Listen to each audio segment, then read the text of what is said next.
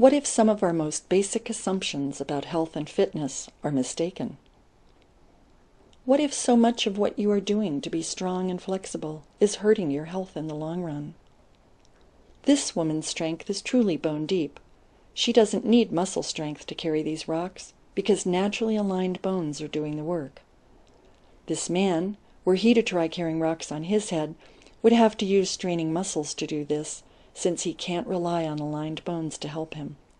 His strength is superficial and temporary, and will last only as long as he continues to work at it, over and over again. Our culture's emphasis on sculpted muscles and rock-hard abs may have come about from our having forgotten along the way how to inhabit our bodies as intended by our design. As young children learning how to walk, no matter where in the world we are born, each one of us has to find the central axis, or plumb line, along which the joints that carry our weight, ankle, knee, hip, and shoulder, line up. Although babies don't understand the details of what they're doing, once they have figured out how to stand and walk without falling down, their leg bones serve as vertical pillars. This places the pelvis in the natural position that allows the spine to be a self-supporting structure. This support, whether we are sitting, standing, or bending, is designed to last a lifetime.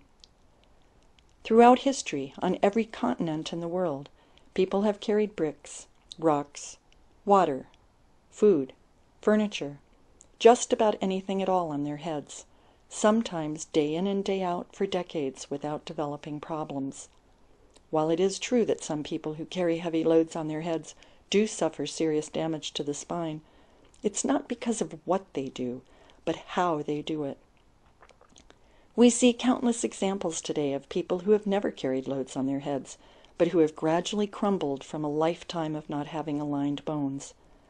We think of this shrinking as an inevitable feature of aging, yet examples of people who remain upright and strong bring some of our basic assumptions into question and demonstrate that relying on muscles will eventually fail us, but aligned bones will not.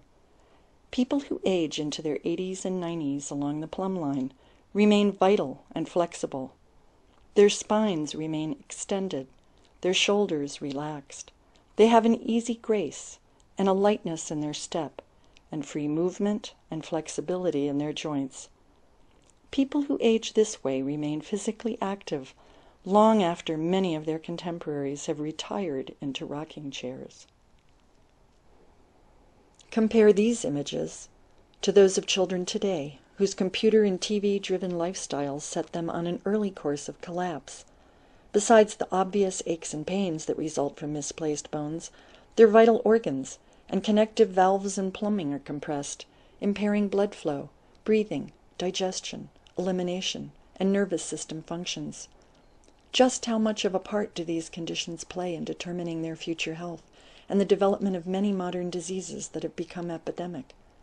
No one really knows, because our current beliefs about alignment and good posture are thoroughly misunderstood. Certainly, were we to have the parts of our car engines so out of whack, we wouldn't be surprised if our cars broke down. The fact that this is not being addressed by anyone today, especially within the medical community, represents one of the biggest blind spots in our thinking of what contributes to overall health and true fitness. The human body is governed by the same laws of nature that apply to physics and engineering. An architect designs a house with vertical pillars that are essential to supporting the weight of the physical structure. It's not difficult to imagine the stresses placed on a house when its foundation posts are not absolutely vertical.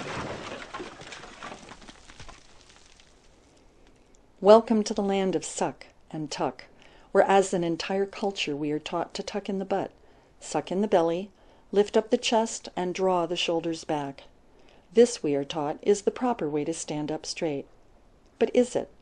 In order to stand this way, I must contract many muscles to keep myself held up. Not only does this shorten the back of my spine, squeeze my organs, tighten my diaphragm, and thus affect my breathing, it pulls my leg bones off the vertical line.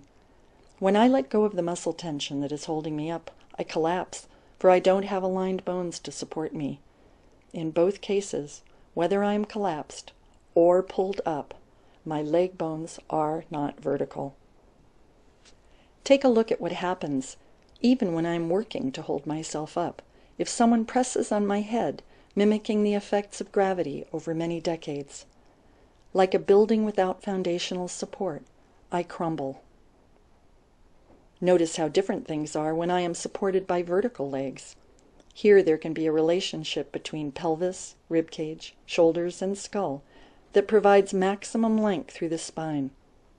If someone presses on my head now, as hard as he can, I am able to easily withstand the forces of gravity, or rather stand with gravity, not as a victim, but as a partner in natural living. Knowing these facts causes me to change the way I exercise, the way I might practice yoga, lift a heavy box, or bend to tie my shoes. Over time, as I apply this awareness, my body gradually realigns itself. Here's the good news. Just about anyone can relearn, with a bit of practice, how to return to the natural design that brings us into physical alignment with an essential aspect of who we are as human beings. In this way, we become free to be genuinely strong, easily flexible, and comfortably healthy for the full length of our lives.